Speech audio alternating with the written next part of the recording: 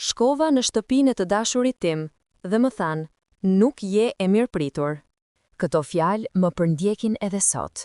Më përvëllojnë lëkurën sa herë që i kujtoj. Jo sepse ishte e papritur, por sepse nuk e prisja këto nga njerëzit që duhej të ishin familja ime. Ishte një mëngjes i ftohtë të dimri, kur vendosa t'i bëja të fejuarit tim një surprizë. Ai punonte në një fshat në veri, ku shpesh rrinte me javë larg meje, duke ndërtuar ura e rrugë. Më kishte thënë gjithmonë, kur të jesh gati, eja tek shtëpia jon, mami e motrat mezi presin të njohin. Unë e besoja. Po mbaja me vete një kuti me petulla që i kisha gatuar vetë, ashtu siç i pëlqente ai. Mbanin erën e shtëpisë sime, të dashurisë sime, dhe në ato moment mendoja se do të sillnin buzëqeshje. Rrugës zemra më rrihte fort. Ishte hera e parë që shkoja në shtëpinë e të dashurit tim. Kisha emocione, kisha frikë, por edhe gëzim. Më dukej sikur po hyja në një kapitull të ri të jetës sime. Kur mbërrita, dera e madhe prej druri ishte e hapur pak. Dëgjova zëra brenda, të qeshura dhe hapa but. Ati pash nënën e tij, të ulur në krye të tavolinës, motrat duke rregulluar pjatat dhe të dashurin tim duke ngritur syt me habi, sikur po shihte një fantazm. Era, më tha ai, ç'bën këtu? Zëri i tij nuk ishte i gëzuar, nuk ishte i habitur, ishte i friksuar. U afrova, mbajta kutinë e petullave lart me një buzëqeshje të vogël. Erdha që surprizoj, mendoja se, por nuk arrita ta mbaroja fjalën. Nëna e tij u ngrit në këmbë, më vështroi nga majat e këmbët, sikur po mos kanonte jetën e moralin. Pastaj tha fjalin që më shkatërroi. Ti nuk je e mirëpritur në këtë shtëpi. Nuk e kuptova në fillim, mendova se mos kisha bërë diçka gabim. Faleminderit që erdhe, tha ajo ftohtë, por djali im ka bërë gabimin më të madh të jetës duke u lidhur fshehurazi me ty, pa bekimin ton. Unë ngriva. Gabim? Po shpërita, ne e duam njëri tjetrin. Ajo keshi hidhur. Dashuri? Vajz, dashuria nuk mban shtëpi. Ne s'të njohim, nuk dim kush je, nga je, çfarë familje je ke, nuk të kemi pranuar. Motra më e madhe u afrua dhe shtoi. Dhe nuk të duam. Në atë moment, sikur dikush ma shtrydhi zemrën me forcë, nuk dija si të reagoja, nuk dija ku të shikoja. Bora jashtë binte but, por brenda ishte një stuhi e tërë kundër meje. U ktheva nga i dashuri im.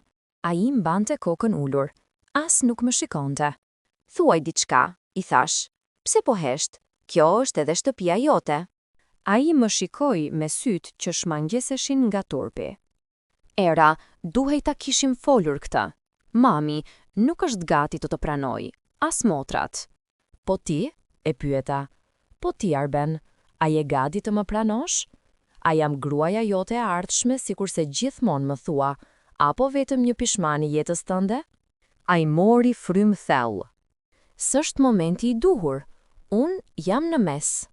Në mes meje dhe nënës së tij? Në mes të familjes dhe dashurisë së vet? Ndjeva sikur toka mu hap nën këmbë. E lash kutinë me petulla mbi tavolinë. Askush nuk e preku. Askush nuk më ofroi një karrige, një gotë ujë, një fjalë të mirë. Nëna e tij qëndroi e palëvizur, sikur po ruante kufijtë e një territori që nuk duhej ta prekja. Dikush prej motrave përshpërite. Ta jam unë, pse se pranon mami? Ajo do që Arbeni të martohet me vajzën e një miku të babait, një vajzë e pasur, e shkolluar, me familje të mirë. Në atë moment kuptova gjithçka. Unë nuk isha mjaftueshëm. Jo për ta. Jo për atë shtëpi. Jo për burrin që kisha zgjedhur. Si të më mbushën me lot, por i mbajta, nuk doja t'i jepja kënaqësinë askujt të më shihte të dobët. E hapa goxhën, me një zë që nuk më ishte dëgjuar kur më parë. Nuk kam ardhur këtu për të kërkuar leje, kam ardhur sepse mendova se isha pjesë e kësaj familjeje, mendoja se do të më prisnit me zemër, mendoja se dashuria e djalit tuaj do të mjaftonte. Nuk foli askush. Vetëm heshtje. Heshtje që më godiste më shumë se çdo fjalë. U ktheva nga Arbenia. Nëse unë nuk jam e mirëpritur këtu, atëherë as ti nuk je më i mirëpritur në zemrën time. Ai hutua. Era, të lutam. Por, ishte shumë vonë. E mbylla shupin tim dhe dola jashtë. Bora më ra në fytyrë, duke më ngrirë lotët që nuk arrita t'i mbaja më. Isha vetëm në mes të rrugës, me erën që më godiste, me zemrën që më diqte, me shpirtin që më dridhej. Nuk isha makinë, nuk isha as një plan, vetëm ecja. Larg asaj shtëpie. Larg atyre njerëzve. Larg një dashurie që nuk më mbrojti kur. Kur mbërrita në stacionin e autobusit, u ula në një stol të ftohtë dhe mbajta fytyrën në duar. Nuk qava me zë, thjesht rjedha, si një lum i lodhur. E kuptova diçka atë ditë. Nuk mjafton të duash dikë. Ai dikush duhet të ketë guximin të mbrojë, të jetë në krahun tënd, edhe kur bota është kundër. Arbeni nuk e bori. Kur u ktheva në shtëpinë time, e hoqa unazën, e vendosa mbi tavolinë dhe mora frymthell për herë të parë pas shumë kohësh. Disa ditë më pas, ai erdhi. Trokitja e tij tronditi qetësinë time. Era, më fal, tha, mami do kohë, motrat janë kokforta, por dua të jesh gruaja ime, dua të jesh pjesë e familjes sime.